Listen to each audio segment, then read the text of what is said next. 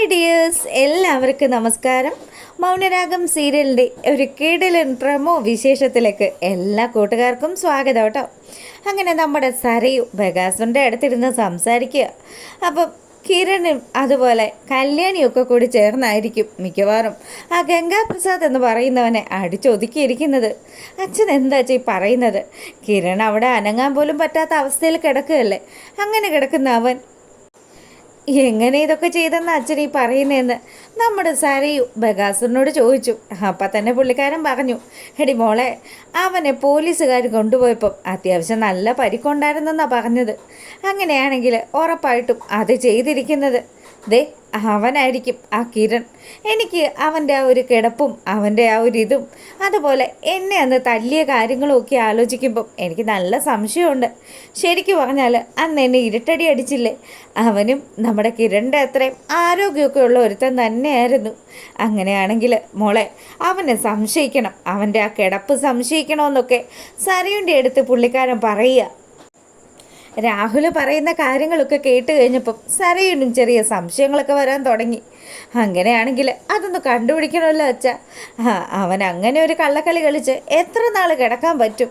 അവനെ ഞാനൊന്ന് പോയി കാണട്ടെ എന്ന് അവൾ പറയുക. മോളെ, ഇനി നീ അങ്ങോട്ട് പോയിട്ട് അതൊരു വലിയ പ്രശ്നമാക്കാനൊന്നും നിൽക്കണ്ട. പിന്നെ നീയും മനോഹരൻ തമ്മിൽ ഇപ്പം എന്താ പ്രശ്നമെന്ന് രാഹുൽ ചോദിക്കുക.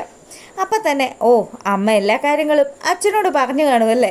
ദേ, ഞാനും മനുവേട്ടനും തമ്മിൽ എന്തെങ്കിലും പ്രശ്നങ്ങളുണ്ടെങ്കിൽ അത് ഞങ്ങൾ പരിഹരിച്ചോളാം. അച്ഛൻ വെറുതെ അതിൽ ഇടപെടാൻ നിൽക്കണ്ടെന്ന് സരയു നമ്മുടെ ബഗാസുറിൻ്റെ അടുത്ത് പറയുക. അപ്പം അത് കേട്ടപ്പോൾ പുള്ളിക്കാരൻ പറഞ്ഞു, മോളെ, അച്ഛനും അമ്മയും ഒക്കെ എന്തിനാ അവനെ എപ്പോഴും ഇങ്ങനെ കുറ്റപ്പെടുത്തുന്നതെന്ന് മോളെ എപ്പോഴെങ്കിലും ആലോചിച്ചിട്ടുണ്ടോ? ഉണ്ട്. നിങ്ങൾക്കാർക്കും ഇപ്പോൾ എൻ്റെ മനുവേട്ടനെ തീരെ പിടിക്കുന്നില്ല. അതെല്ലാം എനിക്ക് മനസ്സിലാവുന്നുണ്ട് അച്ഛാ. എന്തായാലും എനിക്കൊരിക്കലും എൻ്റെ മനുവേട്ടനെ തള്ളിക്കളയാൻ പറ്റില്ലല്ലോ. മോളെ, ഞങ്ങളെപ്പോഴും ഞങ്ങളുടെ മോള് സന്തോഷത്തോടു കൂടി ജീവിക്കണമെന്നല്ലേ ആഗ്രഹിക്കുക. അല്ലാതെ മറിച്ചൊന്നും ഒരച്ഛനും ഒരമ്മയും ചിന്തിക്കില്ല. ഇപ്പം ശാരിയാണെങ്കിലും നിന്നെ അത്രമാത്രം സ്നേഹിക്കുന്നില്ലേ? ആ അമ്മയും എത്രമാത്രം വിഷമിക്കുന്നുണ്ടെന്ന് എൻ്റെ മോൾ ഒരിക്കലെങ്കിലും ആലോചിച്ചിട്ടുണ്ടോ എന്ന് രാഹുൽ ചോദിച്ചതും സരീനാണെങ്കിൽ ഒരക്ഷരം പോലും മിണ്ടാൻ പറ്റാത്ത അവസ്ഥയായി. ഞാൻ ഒരിക്കലും നിൻ്റെ മനസ്സ് വിഷമിപ്പിക്കണമെന്ന് വിചാരിച്ചിട്ടില്ല. പിന്നെ അവനെ ഞങ്ങൾ അങ്ങനെയൊക്കെ കാണുന്നുണ്ടെങ്കിൽ അതിന് പിന്നിൽ ചില കാര്യങ്ങളൊക്കെ ഉണ്ട്. മോൾക്ക് എന്തെങ്കിലും ആ സത്യങ്ങളൊക്കെ മനസ്സിലാവും. അങ്ങനെ നമ്മുടെ രാഹുൽ മനോഹറിനെക്കുറിച്ച് ഈ കാര്യങ്ങളൊക്കെ പറയുമ്പോൾ സനുവിൻ്റെ മനസ്സിൽ മനുവിനെക്കുറിച്ചുള്ള സംശയങ്ങൾ ഇരട്ടിയാകുക. എന്തായാലും എല്ലാവരും മനുവേട്ടനെ ഇങ്ങനെയൊക്കെയാണല്ലോ പറയുന്നത്. ആ കിരണിനും കല്യാണിക്കും ഒക്കെ മുന്നിൽ മനുവേട്ടൻ പലപ്പോഴും പേടിച്ച് നിൽക്കുന്നതും ഞാൻ കണ്ടിട്ടുണ്ട്. അങ്ങനെ നമ്മുടെ സരയു മനോഹറിനെക്കുറിച്ച് അന്വേഷിക്കണമെന്ന് അങ്ങനെയുള്ള ഒരു ഉറച്ച തീരുമാനത്തിലെത്തുക. ഈ സമയമാണെങ്കിലോ നമ്മളെ കാണിക്കുന്നത് ജയിലിലെത്തി ഗംഗാപ്രസാദിനെ കാണുന്ന വിക്രത്തെയാണ്. അപ്പോൾ വിക്രത്തെ കണ്ടപാടെ തന്നെ ഗംഗ പറഞ്ഞു, എടാ കണ്ടില്ലേ എന്നെ ഈ അവസ്ഥയിലാക്കിയത് ആരാണെന്ന് നിനക്കറിയാവോ? എൻ്റെ ഗംഗേട്ട, എന്നാലും എന്തൊരു കഷ്ടമായത്. നിങ്ങൾ ഇങ്ങനെയൊക്കെ ആയി പോകുമെന്ന് സത്യം പറഞ്ഞാൽ ഞാൻ സ്വപ്നത്തിൽ പോലും വിചാരിച്ചിട്ടില്ല. ഏട്ടൻ അവളെയും അവനെയും ഒക്കെ തീർക്കുമെന്ന് അങ്ങനെയാണ് ഞാൻ കരുതിയിരുന്നത്. ആ ഒരു സന്തോഷത്തിലാണ് ഞാൻ ഇരുന്നതെന്നൊക്കെ വിക്രം നമ്മുടെ ഗംഗയോട് പറയുക. എടാ, ഞാനും അങ്ങനെ തന്നെ ഉറപ്പിച്ച അങ്ങോട്ട് പോയത്. കല്യാണിയുടെ കഴുത്തിൽ കത്തി വെച്ച് ഞാൻ ആ കിരണിനെ ഭീഷണിപ്പെടുത്തി. പക്ഷേ അവൻ ഇത്രയും കാലവും നമ്മളെയൊക്കെ പറ്റിക്കുമായിരുന്നു. അവൻ ഇങ്ങനെ തളർച്ച അഭിനയിച്ച് അവൻ എല്ലാവരെയും ചതിക്കുമായിരുന്നു എന്നുള്ള കാര്യം ഗംഗാപ്രസാദ് വിക്രത്തോട് പറഞ്ഞു. അതുകൂടി കേട്ട് കഴിഞ്ഞപ്പോൾ വിക്രമാണെങ്കിലോ, ഏട്ടൻ ഈ അവസ്ഥയിലാക്കിയ ഒരാളെ പോലും ഞാൻ വെറുതെ വിടില്ല. അങ്ങനെയാണെങ്കിൽ നീ ആദ്യം ഇറങ്ങിത്തിരിക്കേണ്ടത് കാർത്തികയ്ക്കും അവളുടെ അമ്മയ്ക്കും എതിരെ ആയിരിക്കണം. അവറ്റകൾ ഇപ്പം സന്തോഷിക്കുന്നുണ്ടാവും. അത് ശരിയാ ഏട്ടൻ ഇങ്ങനെ ജയിലിലായത് ഏറ്റവും അധികം ഗുണം ചെയ്തിരിക്കുന്നത് കാർത്തികയ്ക്കും അവളുടെ അമ്മ ആ ലക്ഷ്മിക്കും ആയിരിക്കുമല്ലോ. എന്തായാലും അതിനൊക്കെയുള്ള ഒരു പകരം അത് ഞാൻ ചോദിച്ചിരിക്കും. ഏട്ടൻ ജയിലിലാണെങ്കിലും ഏട്ടനെ പുറത്തിറക്കാനുള്ള എല്ലാ കാര്യങ്ങളും ഈ വിക്രം മുന്നിൽ നിന്ന് ചെയ്യുമെന്ന് കൂടി ഗംഗാപ്രസാദിന് വാക്കും കൊടുത്തിട്ട് നമ്മുടെ വിക്രം അവിടെ നിന്ന് ഇറങ്ങുക. ഈ സമയമാണെങ്കിൽ അച്ഛൻ പറഞ്ഞതിൽ എന്തൊക്കെയോ കാര്യങ്ങളുണ്ട്. മനുവേട്ടൻ്റെ സ്വഭാവത്തിലും എന്തൊക്കെയോ തകരാറുകളൊക്കെ ഉണ്ട്.